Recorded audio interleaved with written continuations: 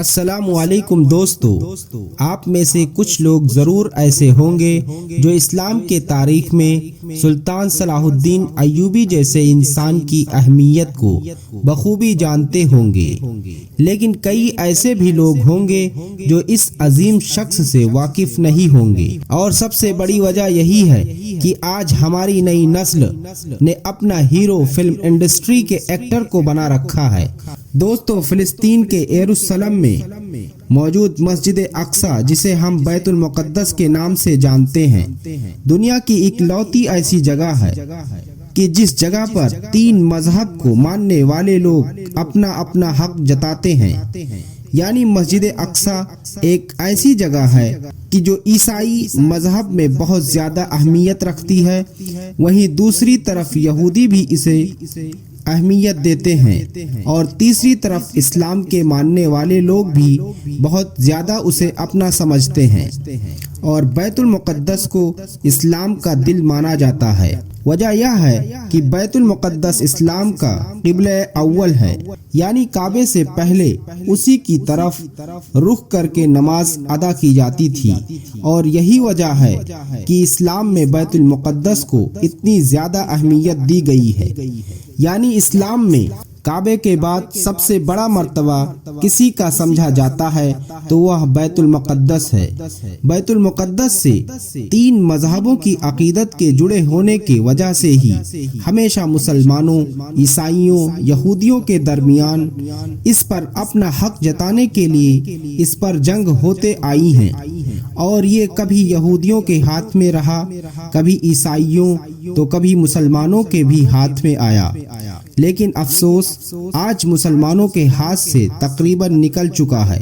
آج ہم اس ویڈیو میں بات کرنے والے ہیں ایک ایسے ہی بہادر شخص کے بارے میں کہ جس نے بیت المقدس کو فتح کیا تھا، اور اس شخص کو دنیا سلطان صلاح الدین ایوبی کے نام سے جانتی ہے۔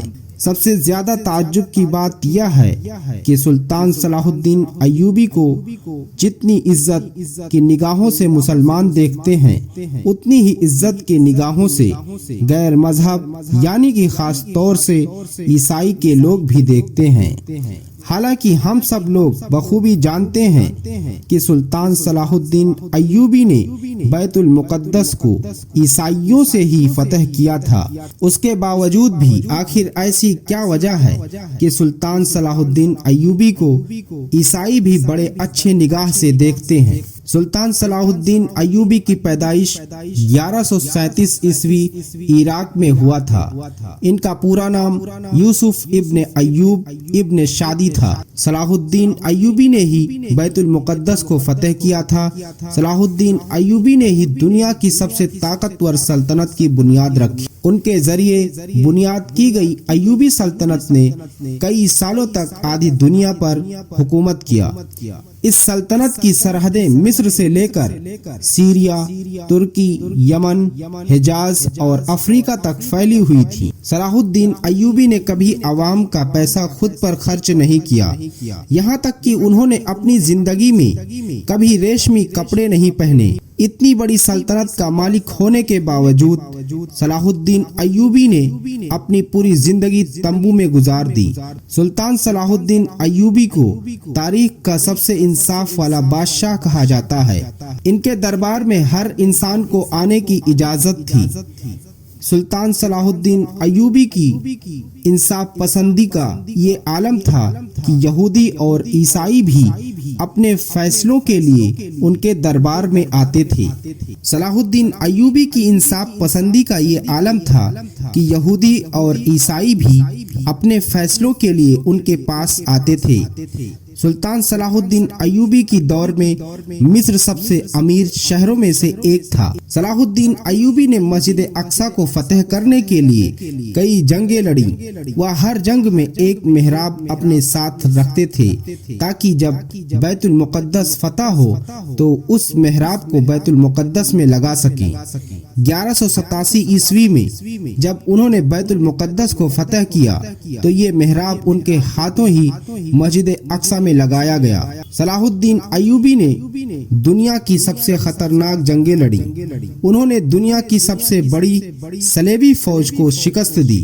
اس فوج کی طاقت کا اندازہ اسی بات سے لگایا جا سکتا ہے کہ اس میں دنیا بھر سے لاکھوں عیسائی شامل ہوئے، یہاں تک کہ یہودیوں کا ایک بڑا گروہ بھی صلیبیوں کی مدد کر رہا تھا۔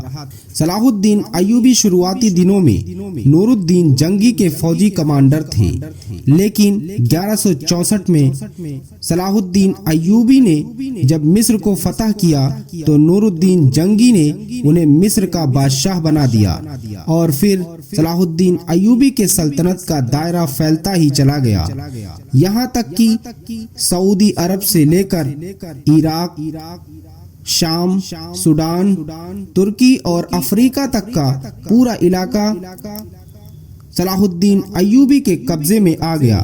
صلاح الدین ایوبی نے صلیبیوں سے کئی سالوں تک جنگیں لڑیں۔ انہوں نے جنگ حطین میں چند ہزار سپاہیوں کی مدد سے صلیبیوں کے بڑے لشکر کو شکست دے دیا۔ صلاح الدین ایوبی کی انصاف پسندی کے دشمن بھی قائل تھے۔ انہوں نے بیت المقدس کو فتح کرتے ہی عیسائیوں اور یہودیوں کی معافی کا اعلان کر دیا۔ انہوں نے عیسائیوں کو نہ صرف بیت المقدس کی زیارت کی اجازت دی بلکہ ان کے لیے کھانے پینے اور رہنے تک کا انتظام کیا۔ صلاح الدین ایوبی کے اس اخلاق سے یہودی اور عیسائی اتنا متاثر ہوئے کہ انہوں نے اسلام قبول کر لیا۔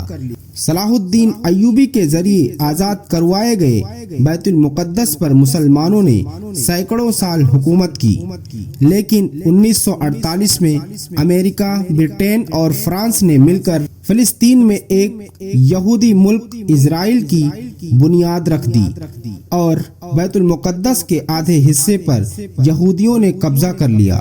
1967 میں ہونے والی عرب اور اسرائیل جنگ میں باقی حصہ بھی یہودیوں کے قبضے میں چلا گیا۔ بیت المقدس مسلمانوں کا قبلہ اول تھا۔ مسلمان پہلے اسی کی طرف رخ کر کے نماز پڑھتے تھے۔ حضرت محمد صلی اللہ علیہ وسلم نے یہیں سے معراج کا سفر طے کیا تھا اور مسجد اقصی میں ہی تمام نبیوں کی امامت کی تھی۔ صلاح الدین ایوبی نے اپنی پوری زندگی میدان جنگ میں گزار دی۔ انہوں نے کئی جنگیں لڑی اور زیادہ تر میں فتح حاصل ہوئی۔ بہت کم لوگ جانتے ہیں کہ سلطان صلاح الدین ایوبی حافظ قرآن بھی تھے۔ انہوں نے کم عمر میں ہی قرآن حفظ کر لیا تھا۔ صلاح الدین ایوبی کو اسلامی تاریخ کا ہیرو کہا جاتا ہے۔ اگر ہماری ویڈیو آپ کو پسند آئی ہو تو لائک اور شیئر کریں اور ہمیں سبسکرائب کرنا نہ بھولیں۔